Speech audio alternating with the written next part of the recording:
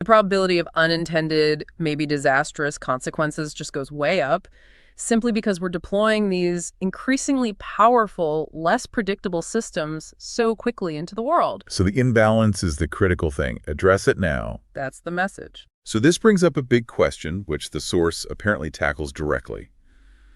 What kind of unintended consequences are we talking about here if we connect this to the bigger picture? Okay. The article points to a whole spectrum.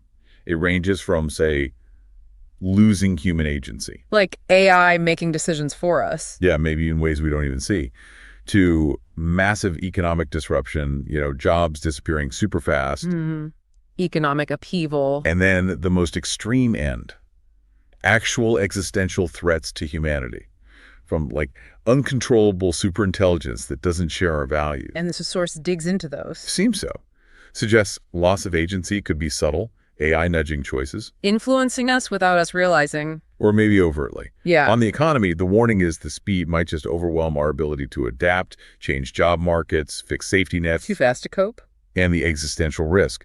The insider describes it as a real possibility if AI goals fundamentally diverge from human well-being and it gets too powerful for us to stop. Not just abstract fear, but a potential chain of events they see as plausible based on current trends. Okay, so given all that, what really stands out from this article is the call for action, like right now, and coordinated. So not just sounding the alarm, but proposing solutions. Exactly. The insider argues for a collective global response. It's not just one company's problem or one country's. Makes sense. Who needs to be involved? Well, the source says policymakers, obviously, making smart, flexible rules, technologists themselves, prioritizing safety and transparency, not just speed or capability. Putting the brakes on slightly, or at least building better brakes. Yeah.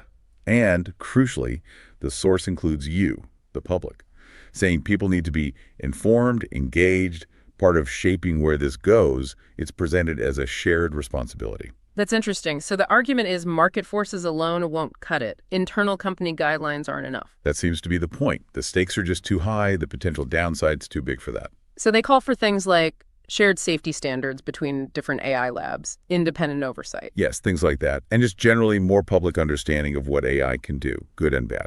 Now, it's important to say the article isn't all doom and gloom. Okay. The source definitely acknowledges the huge potential benefits of AI. Speeding up science, transforming healthcare, solving global challenges. All positive things we hear about. Right.